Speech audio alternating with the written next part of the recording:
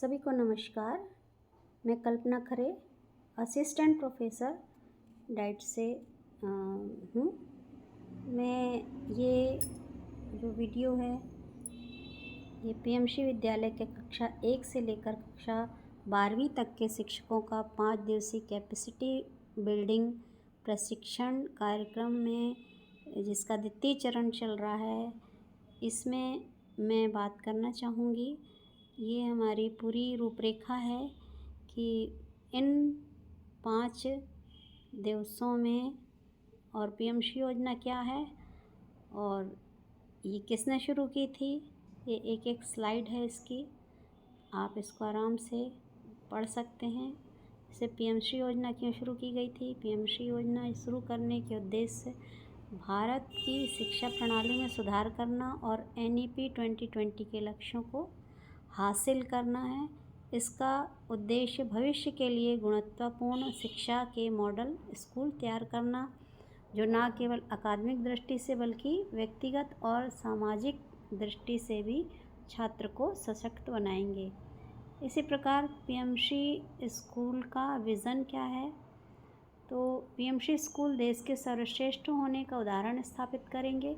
इन स्कूलों में शिक्षा ऐसी होगी कि वह ऐसे विद्यालय तैयार करेगी जो जीवन के सभी पहलुओं में सीखने, भूलने और फिर से सीखने की कुशाग्रता और इच्छा रखते हों, ताकि वह राष्ट्रीय शिक्षा नीति 2020 की परिकल्पना के अनुसार एक उचित, समावेशी और अलग अलग विचारधाराओं और मूल्यों वाले समाज के निर्माण में संलग्न रहें, उत्पादक और योगदान देने वाले से नागरिक बन सके। ऐसी हमारे प्रधानमंत्री जी की पीएमसी योजना के अंतर्गत इनका विज़न है।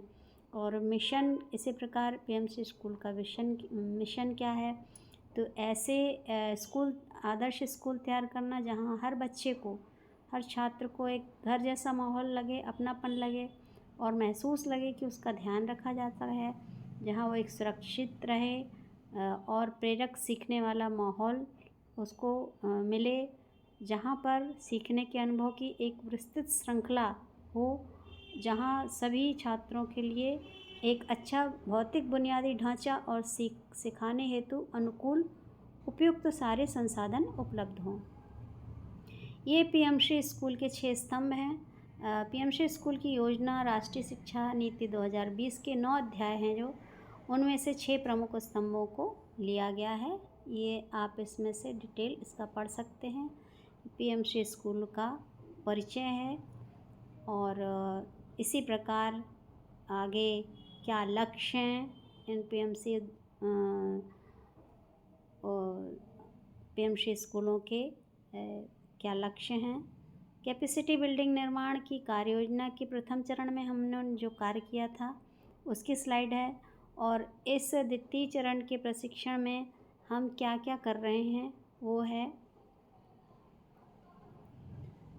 इसके बाद है हमारे प्रधानमंत्री जी शिक्षकों के बारे में कहते हैं कि एक शिक्षक की भूमिका किसी व्यक्ति को सही राह दिखाना है। एक शिक्षक ही सपने देखना और उन सपनों को संकल्पों में बदलना सिखाता है। 2047 के भारत की स्थिति और नियति आज के छात्रों पर निर्भर है और उनके भविष्य को आज के शिक्षकों द्वारा आकार दिया जाता है। ये शिक्षक की भूमिका है। शिक्षक की भूमिका आपको जो मोटी वाली एक किताब मिली होगी पीएमसी स्कूलों में, उसमें पूरा डिटेल में दिया है कि एक शिक्षक किन 8 प्रकारों से रहता है। रोल मॉडल रहता है, प्रबंधक रहता है, दोस्त रहता है ना, और सलाहकार रहता है, मार्गदर्शक रहता है, देखभाल करने वाला रहता है, गुरु रहता है, प्रेरक और हौसला बढ़ाने वाला रहता है। तो इस प्रकार ये शिक्षक की भूमिका है।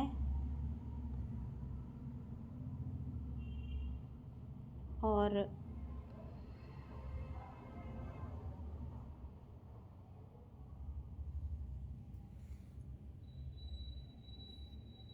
एक शिक्षक की भूमिका के 4 चरण हैं। ये योजना की तैयारी, कक्षा का वातावरण, पाठ की आप डिलीवरी कैसे करते हैं, व्यावसायिक जिम्मेदारियां क्या क्या हैं, ये क्षेत्र के बारे में आपकी जो पीएमसी की पुस्तक है उसमें सारा डिटेल लिखा हुआ है। मैंने थोड़े शॉर्ट में लिया हुआ है। ये 4 क्षेत्र हैं।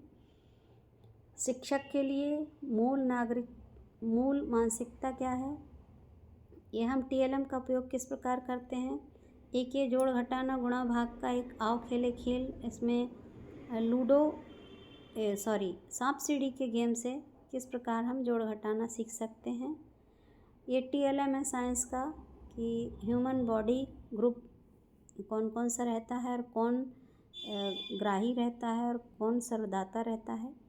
और आप सभी को ये प्रोजेक्ट कार्य करना है। ये मेरे शिक्षक के रूप में विद्यालय की दैनिक दिनचर्या और मेरे शिक्षक के रूप में सत्र की शुरुआत माह जून से सत्र के अंतिम माह अप्रैल तक वार्षिक यात्रा का प्रत्येक माहवार आपको आकलन करना है और विश्लेषण करना है।